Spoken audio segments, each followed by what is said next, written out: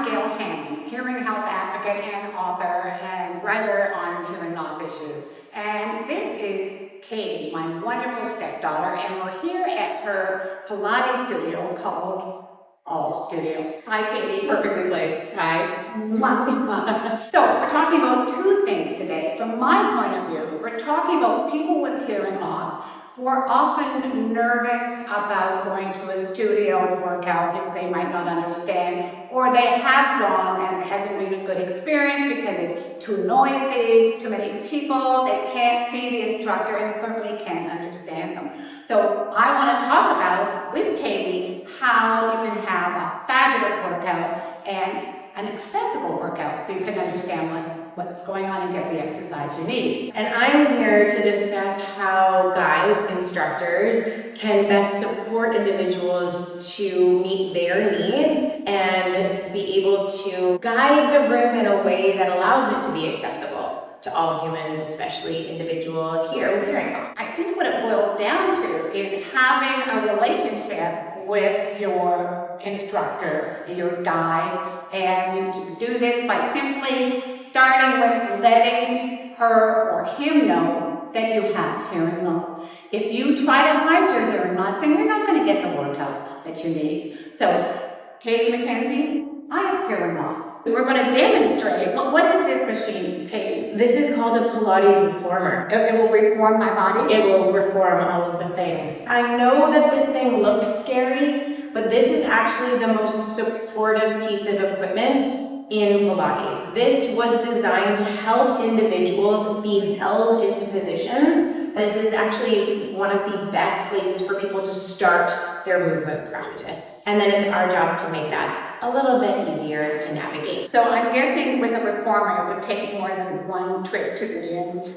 Oh yeah, we're saying that it's gonna take quite a few, but we say it's like any sort of habit. As long as the information is communicated accordingly and it can be received in a way that the person can receive the information, then the learning curve is way less steep than if someone was coming in here and kind of just trying to make a go at it on their own without the right information. I mean, that's great. So today we're here in a Pilates studio, but it could be another type of studio type of exercise class. Now, my question is, Katie, do people my age get on these things? They do. Do they get off them as well?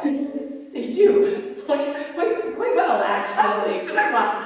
What we do tend to see statistically, though, is different age brackets tend to go towards either group or private sessions. And what we want to make really clear is that group movement should be accessible to all human beings, regardless of age, athleticism, experience. And again, we keep on saying this over and over again, it's just communication. So Gail and I are going to work together today, and one of the things for my guides I want you to understand is, remember, you don't have to have all of the answers. What you have to be really open to is listening to the person in front of you as to what support looks like for them. So being open to their information is not being a criticism, but just some feedback, and also just an opportunity to learn something about how you can support your guest to have the best possible experience. We're going to communicate right now. I'm going to let Katie know that I have hearing loss. I just did. She knows I have hearing loss. And it's best for the first time to arrive early and to have that discussion with your guide, your instructor, and let them know what you need and find out what their teaching style is, where they're going to be, get the best position. If something's surprised on them, then it gives them less ability to be able to show up fully. And then this way, it also allows us to test the equipment to make sure there's no interference happening with anything else going on. And that's step one. If you wear hearing aids that also work with a remote mic, this is a mini mic. You could have a Roger Pen, but many of the hearing aid brands have this type of remote technology. I'm going to say, Katie, this is a remote mic, and I would like you to wear this. You're not being recorded. You won't be amplifying. What you say will come straight into my ears, and I'm going to turn it on from here. Would you wear this for me, Katie? Yes, of course. So Katie's wearing that, and you will set this up on your phone. So Katie, you're coming? Oh, so well. Okay, so then you can put down your phone. So I'm going to have Gail lie down on the machine. This is probably going to be one of the most uncomfortable positions for her. And why is that? Because when I'm lying down, I might not be able to see your lips when you speak. And that's a key thing. No matter how well the sound is coming into our ears, so many of us with hearing loss need to speech read. And we understand that we're in a Pilates torture chamber. Just kidding. This is a situation where I won't be able to see Katie's lips all the time. So maybe when we first meet, I will say, I can do a wave, and she'll just kind of walk around so that I can see what she's saying. So that's just an example of what could happen and what we should do. I'm clearly stalling about lying down on this, but I think the time has come to do it. There we go. Now, I'm going to gently move one foot, place it onto the foot bar.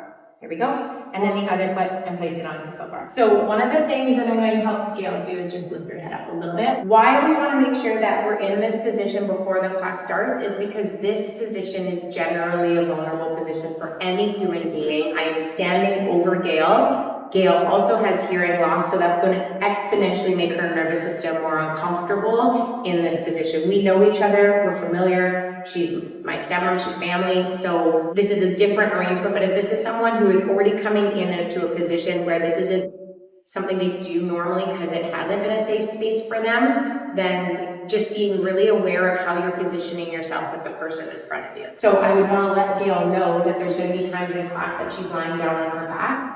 Can you see my lips well from this position? Yes, I can, Katie. Does this feel supportive for you? Yes, it does. Okay. So if there's moments in class where I'm going to do a complex choreography piece, I would move myself around, and I would have already told Gail that this is the position I'm going to put myself in when we transition into a complex movement pattern. This can go into any form of movement, whether it's on a mat, whether it's in a standing room that's compact, where there's a lot of people, if they're going to be doing something that's going to require a little bit more information, make sure you're putting themselves in a position that they can see you, but also that you've made it aware with them and they've made it aware with you that that feels comfortable for them, because they're already going to be in a bit of a heightened nervous state. I am in a heightened nervous state. Can you hear me okay, like the mic? Okay. If at any point in time in the class or in the session, you need more information, the mic's not working, or you want to see my lips, what would be a movement pattern for you that would feel comfortable? Is it an arm moving?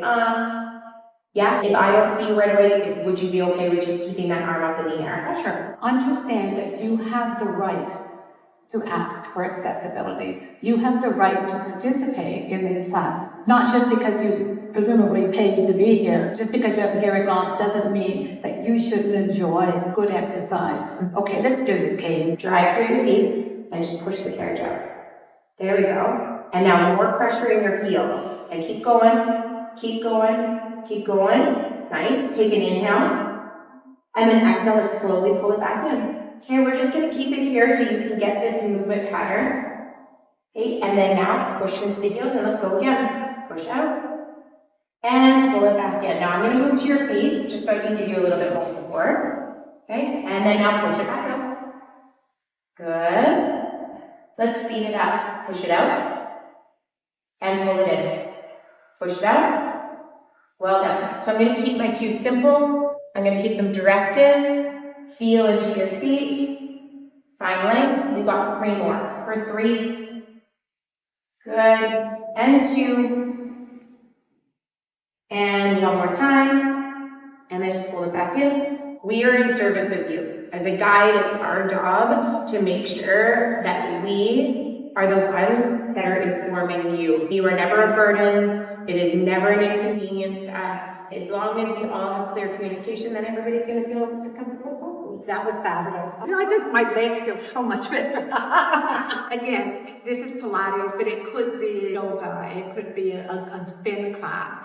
And the principles that Katie and I have talked about are the same, regardless of what form of exercise. You have the right to good exercise and clear communication. Katie and the other instructors, they are here, they are passionate about helping you achieve your fitness goals. And that includes good communication. Doesn't it? It does. Okay. Yeah.